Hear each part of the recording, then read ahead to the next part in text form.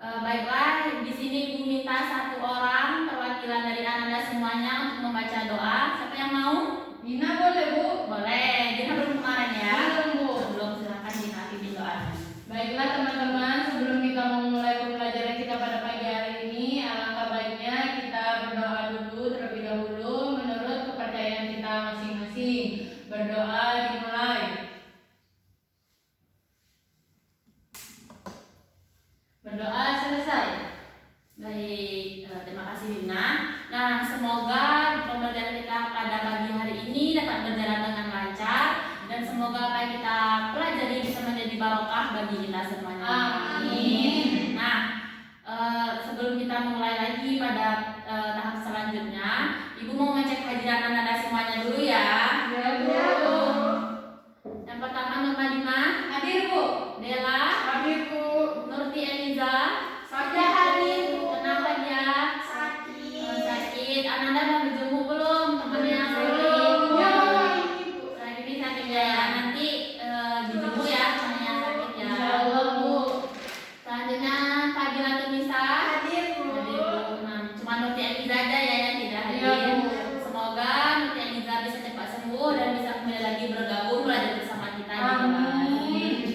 Nah, pada semangat nggak nih mengikuti pembelajaran pada pagi hari ini? Semangat, Bu.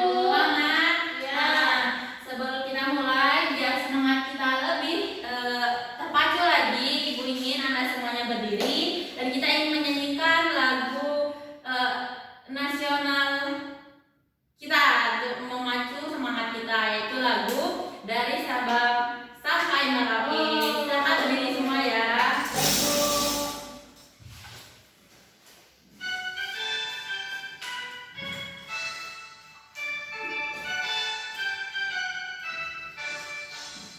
Dari Sabang sampai Merauke, berjalan pulau-pulau, sambung menyambung menjadi satu. Itulah Indonesia, Indonesia tanah airku. Aku berjanji padamu, menjunjung tanah airku Indonesia. Nah, baik, terima kasih Anda semuanya. Nah, sebelum Ibu menjelaskan tentang materi yang akan kita pelajari hari ini, Ibu ingin menyampaikan tujuan dan bagaimana sih alur pembelajaran kita nantinya. Nah, di sini tujuan pembelajaran kita adalah supaya anak-anak semua mengerti bagaimana penerapan dan proyek gotong royong dalam kehidupan bermasyarakat, apalagi kita sebagai siswa atau sebagai generasi muda. Nah, sebelumnya pada pertemuan kali ini Ibu akan menggunakan model pembelajaran project based learning. Berarti nanti anak-anak semuanya akan Ibu bagikan menjadi kelompok dan akan Ibu berikan beberapa submateri yang harus Anda kerjakan nantinya. Ya, paham ya? Bisa dipahami semuanya? Bisa, Bu. Nah, baiklah, adapun materi yang kita bahas pada pertemuan kali ini mengenai proyek gotong royong kewarganegaraan.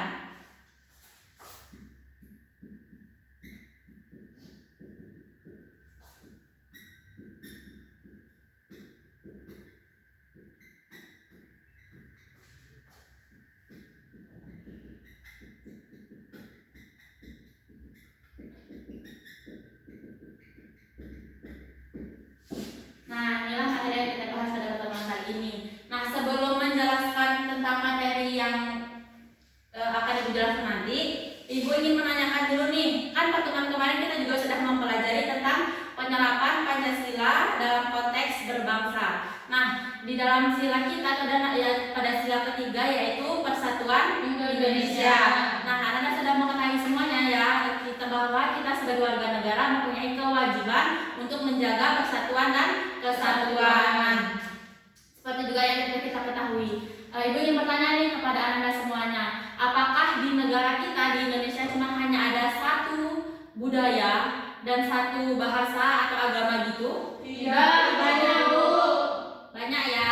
Mulai dari Sabang sampai Merauke itu bisa memiliki banyak jangan di Indonesia, mungkin dari kota asalnya dari mana Dina? Dari Riau. Dari Riau Bu. Nah di Riau apakah cuma hanya ada orang Riau aja? Enggak Bu, banyak Melayu, Batak, Minang, Banyak ya. Nah apakah dari banyaknya keberagaman tersebut tidak memungkinkan timbulnya satu konflik ya, karena kita dari negara dari tempat yang berbeda-beda. Nah tapi bagaimana sih cara kita supaya kita bisa menjaga persatuan dan kesatuan tersebut? Nah di dalam kehidupan sehari-hari apakah Anda semuanya pernah melihat kegiatan gotong royong atau kerjasama yang dilakukan oleh warga sekitar, baik itu di sekolah Ananda ataupun di rumah? Ada yang pernah? Nah, siapa yang bisa menceritakan tentang pengalamannya dalam mengikuti kegiatan gotong royong tersebut?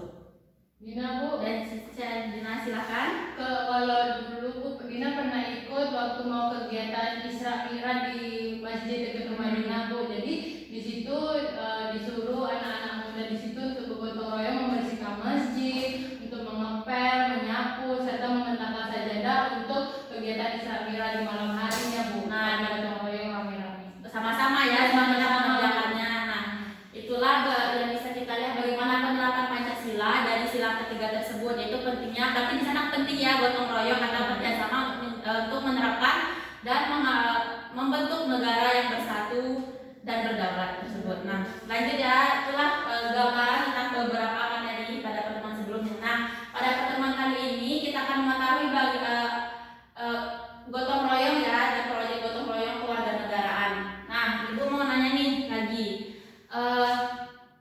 di dalam apakah gotong royong tersebut cuma kita lakukan kalau kita hidup di masyarakat saja? Tidak. Berarti kalau di sekolah kita juga bisa ya melakukan gotong royong. Di rumah aja juga ada Bu. Ya, kalau contohnya gimana Dela kalau di rumah? Bu, kalau mau puasa atau mau lebaran disuruh sama ibu bersih-bersih rumah. Nah ya, bahkan dalam kehidupan kita sehari-hari pun kita di dalam rumah, seperti misalkan ketika ibu kita memasak, mungkin kita bisa membantunya mencuci piring atau menyapu dan lain sebagainya ya. Nah, jadi di sini Ibu akan ada beberapa poin yang akan kita bahas. Yang pertama yaitu konsep atau pengertian gotong royong. Nah, yang kedua ada fungsi atau urgensinya. Dan yang terakhir itu ada materi tentang penerapan atau praktik penerapan atau implementasi ya. Nah, dari ketiga konsep ini yang akan kita bahas pada pertemuan kali ini.